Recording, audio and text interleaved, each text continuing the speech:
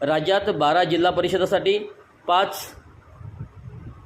फेब्रुवारीला मतदान।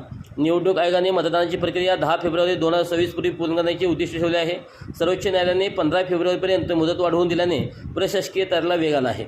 आजच्या पत्रकार परिषदेनंतर आचारसंहिता लागू होण्याची शक्यता असल्याने राजकीय पक्षाची धाकधूक वाढली आहे। मुंबईतील मलबार हिल येथील सह्याद्री अतिथीगृहात झालेल्या पत्रकार परिषदेत ही माहिती दिली। यामुळे राज्यातील 12 जिल्ह्यात निवडणुकीचा धुरळा उडणार आहे। 5 फेब्रुवारीला मतदान असून आचारसंहिता आजपासूनच लागू केली आहे। राज्य निवडणूक आयोगाने पत्रकार परिषद घेत जिल्हा परिषदांनी नगरपंचायतीच्या निवडणुकीविषयी माहिती दिली। निवडणूक आयुक्त दिनेश वाघमारे म्हणाले, सर्वोच्च न्यायालयाच्या निर्णयानुसार ज्या 50% कमी आरक्षण आहेत अशा जिल्हा परिषद पंचायत समिती निवडणूक देण्याचे निर्देश दिले आहेत। त्यानुसार 12 जिल्हा परिषद आणि 125 पंचायत समितीच्या निवडणुका घेण्यात येणार आहेत। 12 ठिकाणी जिल्हा परिषदेच्या निवडणुका रायगड, रत्नागिरी आणि सिंधुदुर्ग, पुणे, सातारा, सांगली, कोल्हापूर, सोलापूर, छत्रपती संभाजीनगर, परभणी, धाराशिव, लातूर या ठिकाणी निवडणुका होतील। मतदाराला 2 मते देता येणार आहेत। प्रत्येक मतदाराला 2 मते देता येतील। 1 मत जिल्हा परिषद आणि 1 मत पंचायत समितीच्या निवडणुकीसाठी देता येईल।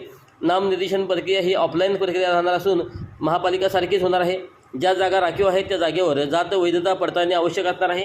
निवडणूक प्रशासनाची घरावर धाड, शिंदे गटाच्या बड्या नेत्याला हृदयविकाराचा झटका, जात प्रमाणपत्र उमेदवारी अर्जासोबत दाखल करण्याची आवश्यकता असणार आहे।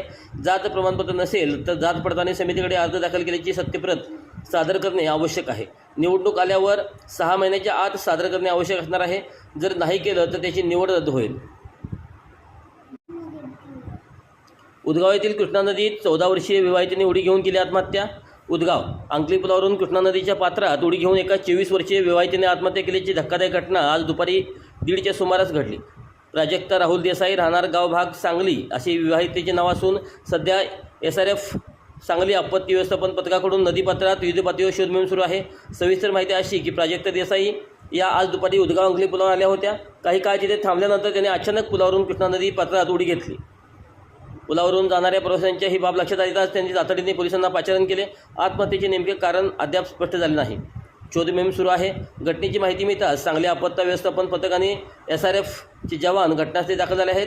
दुपारी 1:30 वाजल्यापासून बोटीच्या सहाय्याने नदीपात्रात शोध घेण्याचे काम सुरू असून नदीच्या पाण्याचा प्रवाह आणि खोली यामुळे शोध कार्यात अडथळे येत आहेत।